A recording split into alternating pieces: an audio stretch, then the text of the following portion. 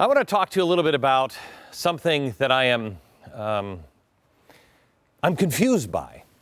There seems to be more common sense behind the everyday lemonade stand than there is behind the desk of the Oval Office. I don't understand what's happening to us. I don't understand how we have elected people that have completely taken our values and turned them upside down. I am so proud to be a part of a community and an audience of GBTV that has now raised about 1 million meals for the homeless in a week. In a week. We're doing a bake sale and a lemonade stand. We're doing all the things that they're telling us now we're not supposed to. Because you see, there's a limit to brotherly love now in the city of brotherly love. The city of Philadelphia has outlawed the feedings of people outdoors. If you're living on the street, you used to be able to go to the oh so appropriately named Love Park and get fed. No questions asked.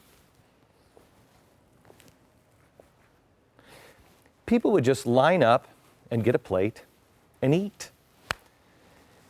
Someone from the Chosen 300 Ministries was there to hand out the food. The students from the Mathematics, Civics, and Science Charter School raised money to buy the homeless food and toiletries. Volunteers from all across the city would do their part. Imagine how important those meals had become. Imagine how important it is to show love for your fellow man. Now the city wants it to end.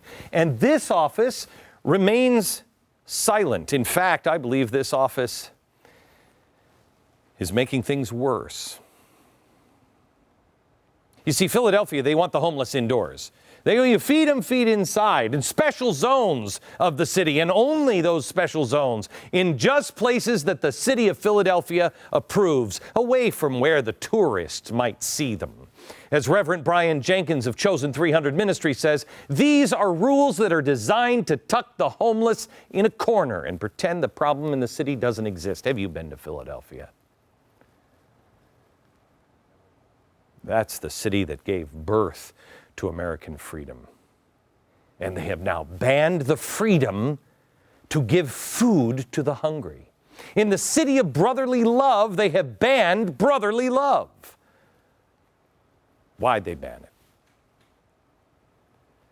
Because people in offices much less grand than this, all the way to offices exactly like this, in fact, this very office, are threatened by charity. I have always argued and will continue to believe that the worst thing about big government is not the cost. No, the real problem is that big government competes with community service, with volunteerism, with charity. With the caring in our hearts, it competes, and there can only be one winner. Big government crowds out the small acts of love. Everything from you going and helping somebody in need to a little kid in a street corner with a lemonade stand. Then the bigger the government gets, the less it wants competition, especially when it comes to caring. When ordinary citizens do the kinds of things that big government thinks it should do, guess what happens next? They come up with all kinds of reasons to ban community service and charity. It's happening all over the country. In New York, Mayor Mike Bloomberg has banned food donations to government-run homeless shelters. Why?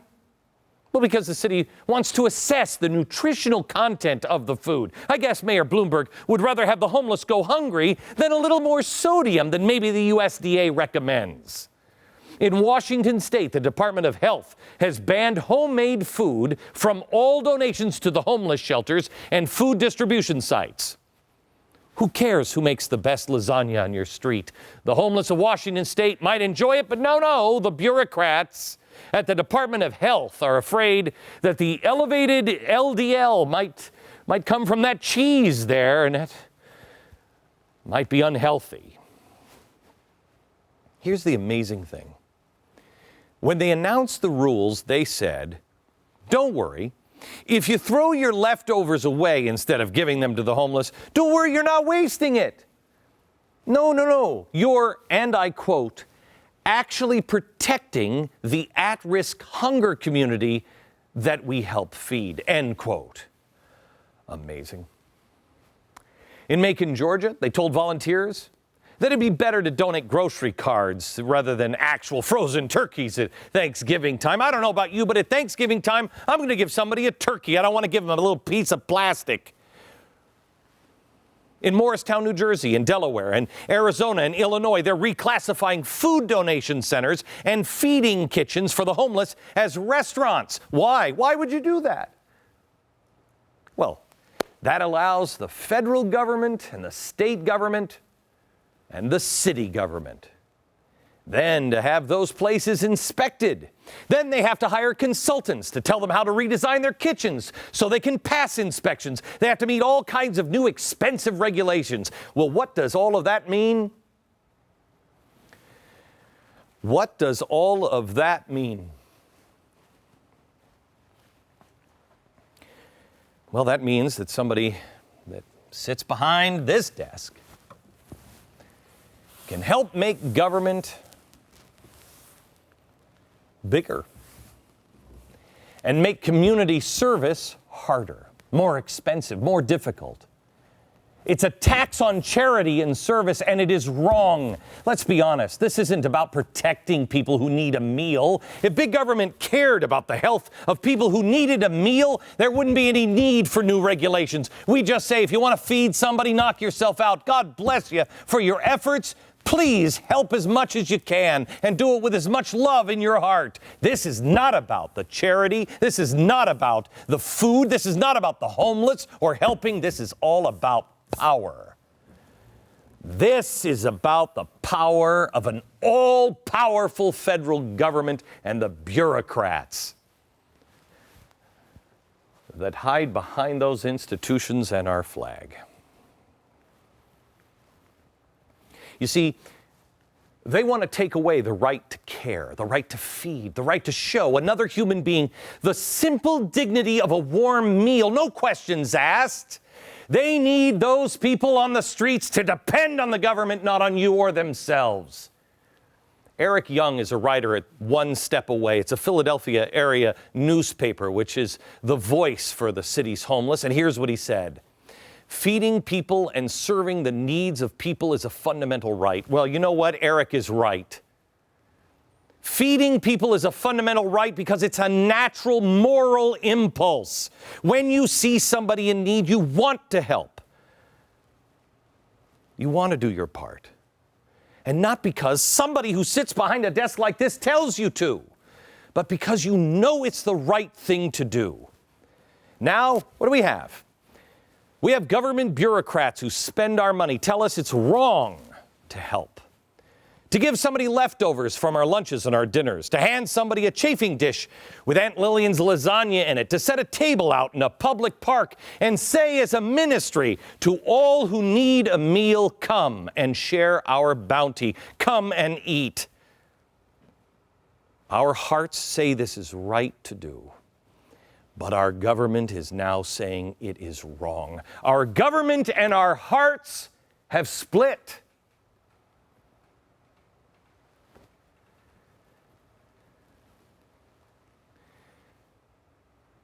Almost everyone, there's been bad presidents before, and there will be bad presidents in the future. But at least I want to believe almost everybody who's ever occupied this office knew that America was exceptional. Why? Because we're good. What makes us great is that we're good. We're better than this. As Americans, we do not want the government to take control of our lives. We do not want the government to take control of our hearts. We have the right to feed, the right to care, and we have to exercise it. It's a muscle. If you don't exercise that right, someone will take it.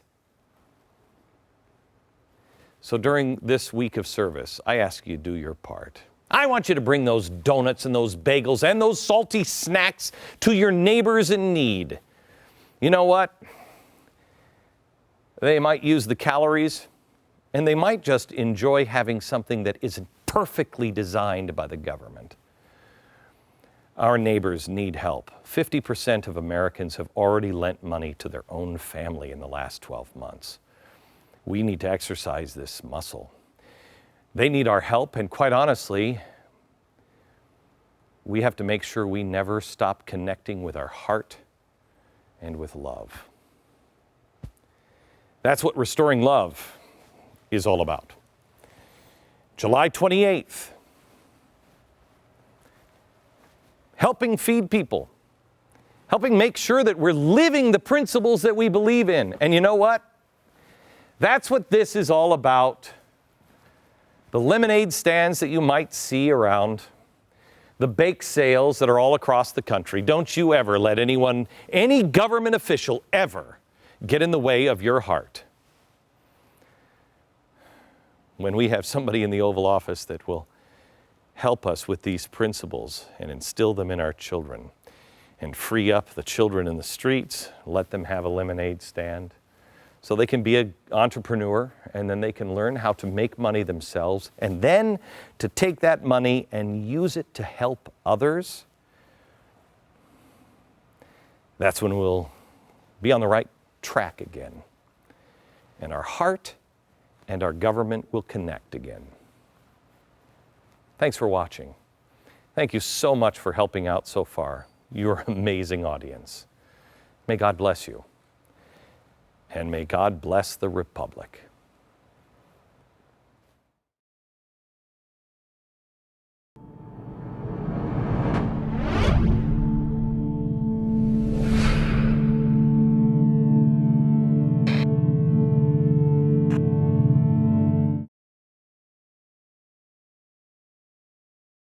Say